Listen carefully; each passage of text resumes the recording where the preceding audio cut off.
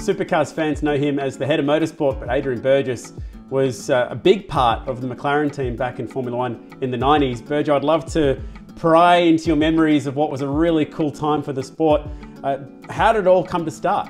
Yeah, well, thanks for calling it a big part. I wouldn't say it was a big part, but you know, I played my role.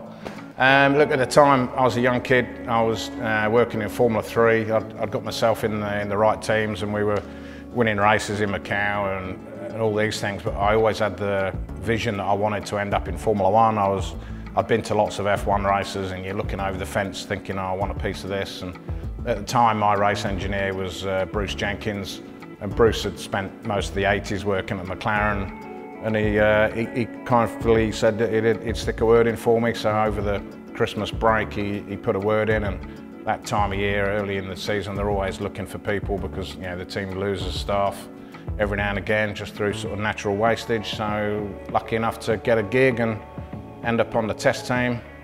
Did a couple of years there and then moved on to the race team and just sort of worked my way through the system. You worked at McLaren at a really pivotal time when they had the world's best drivers throughout the 90s. Who were some of the drivers who you got to work with?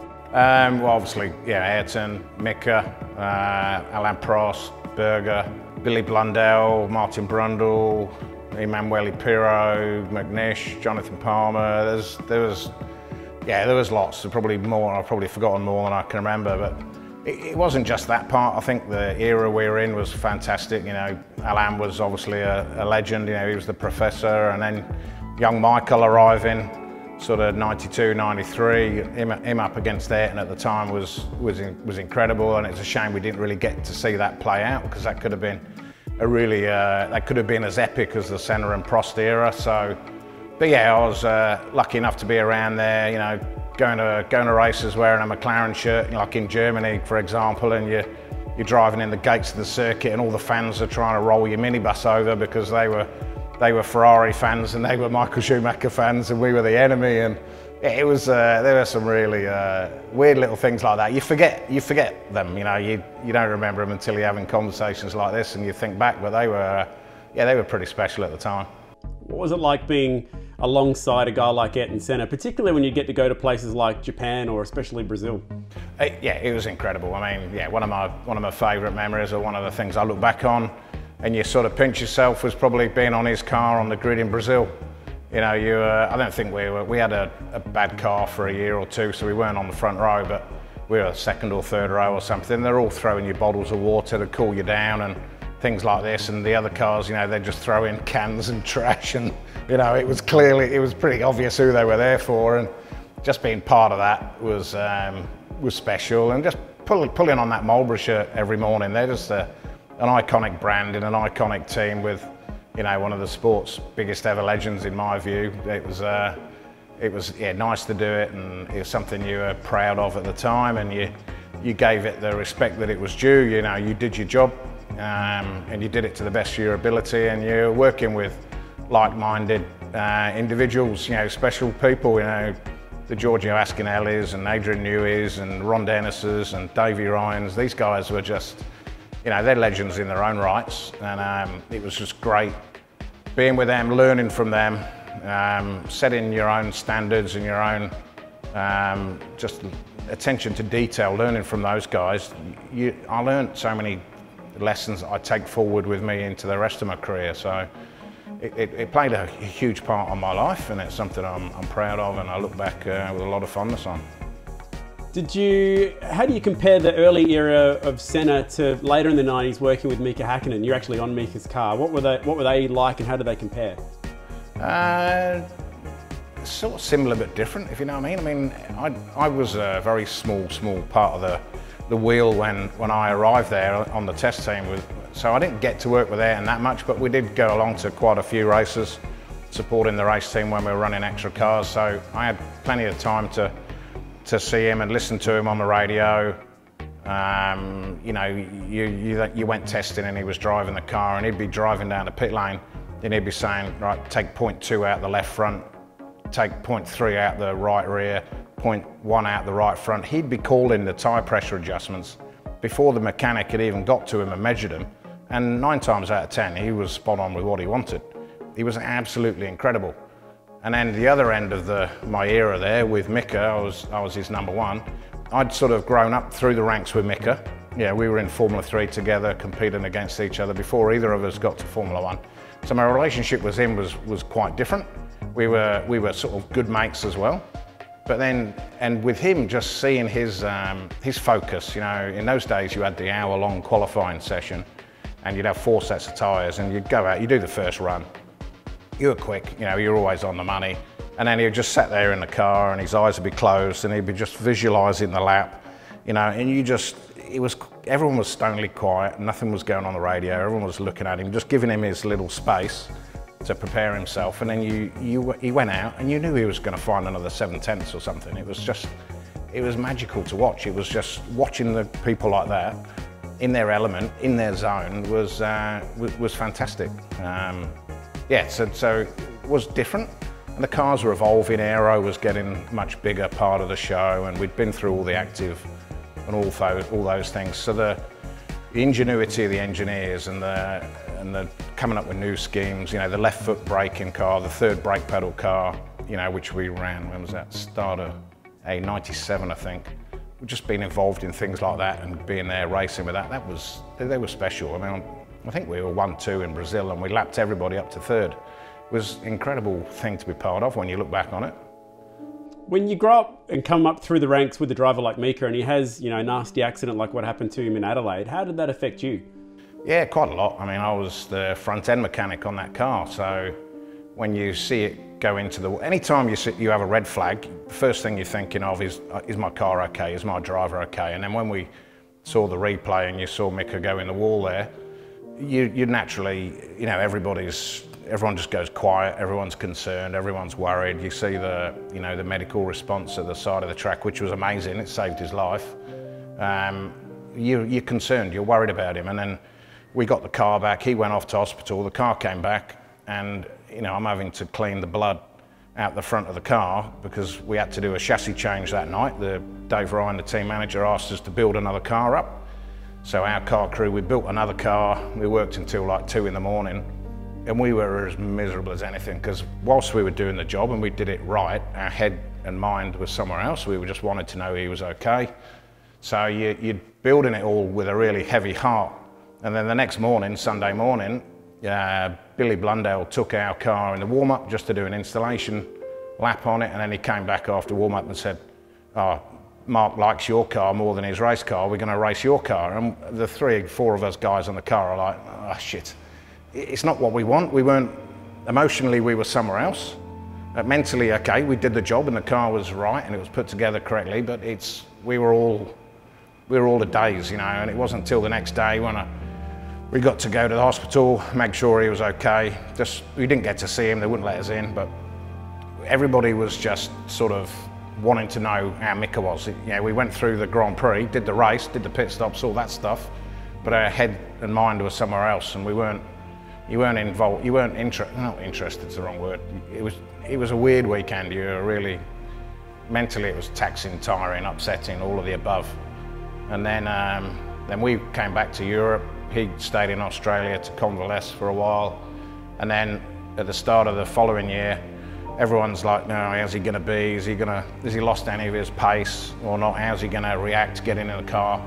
So then Ron came down onto the shop floor and said, right, we're going to go testing next week. Mika's fit. We're going to go to Ricard. We want all the race team crew, his crew, on the car. Normally we wouldn't go and do that test. The test team would do it. And they said, right, guys, we want you to go to Ricard. So we went to Ricard. So it's all the same familiar faces. And he came in. He was really quiet. You know, I'd known him 10 years or more already, and he didn't talk to you. He was just in his own little world. He got in the car. 3 laps later, he was like, yep, there we go. There's nothing wrong with Mika. He was bang on the pace, as if nothing had ever happened. But he changed massively. He was very quiet. He was very reserved. He wasn't as open, even with people like myself and the rest of our guys who knew him intimately. He just withdrew into a little shell. That was how he had to deal with it, how he dealt with it. So it changed him massively.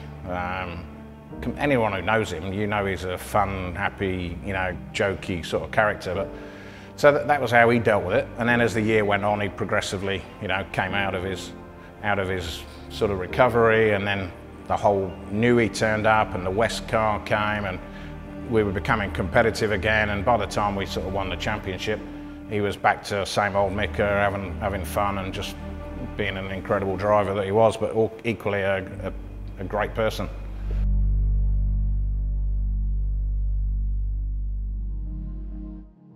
Was it your choice to leave McLaren? Yeah, it was. Like everything, you know, you want to progress. I wanted to progress through the race team and through the business. You know, I wanted Dave Ryan's job at the end of the day. I wanted to be team manager, and maybe I was a little bit impatient, but the next position for me was chief mechanic, and they'd actually already said to me, David pulled me aside and said, you'll be our next chief mechanic, but they can't give you a timeline. So our chief mechanic at the time, Mike, had only just been made chief mechanic like a year or two earlier, and I just knew deep down that he was going to be in that role for another 5 or 6 years. And I don't know, I couldn't wait. I'd met my wife, or my to-be wife at that point, so we'd already organised we were going to get married at the end of the year, and we wanted to start a family, and the travelling's big, you know, you do a lot of travelling.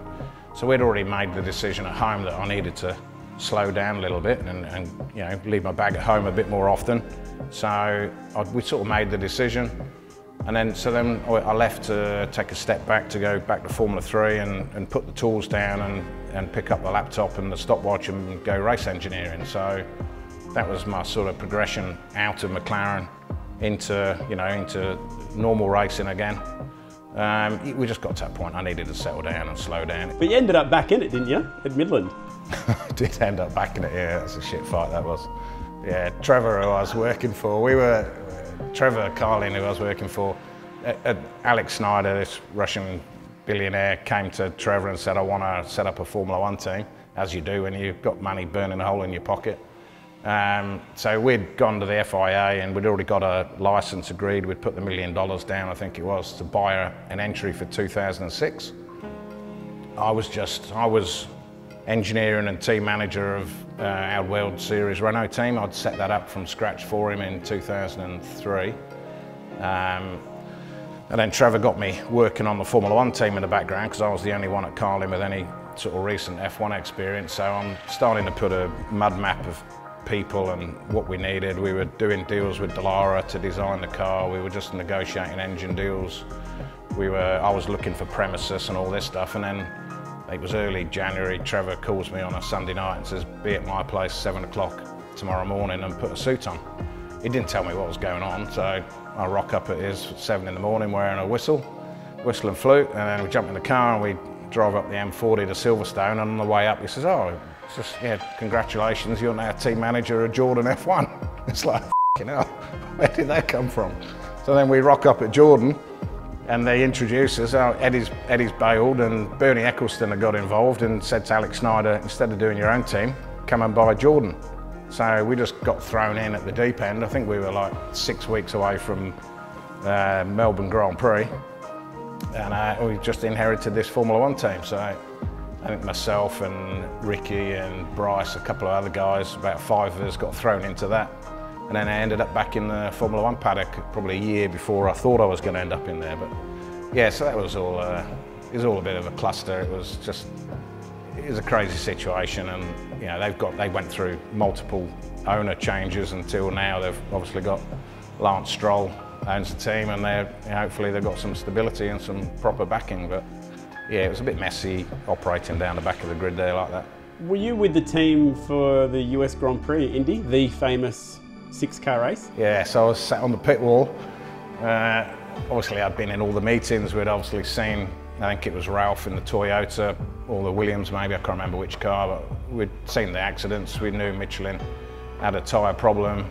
I was sporting director then, so I was in all the meetings and stuff, and we knew that Michelin had a problem and that there was no real fix for them there to race safely. So we knew that we'd be going to the grid, and then all the Michelin runners would drive down the pit lane.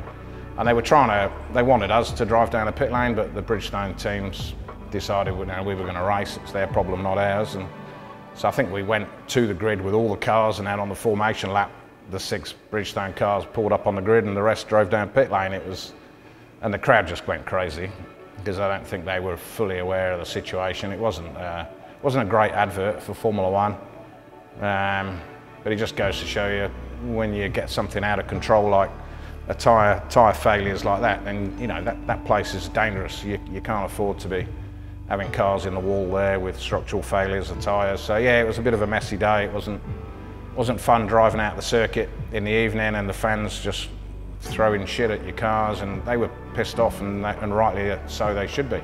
You know, Formula One failed that weekend, and it obviously damaged its chances in America for a long time. Hopefully now it's back on track, but those things are big days in the sport, and not one that you're proud to have been there, although we finished 3rd and 4th, and that was our best result for the year. But yeah, it was a tough weekend.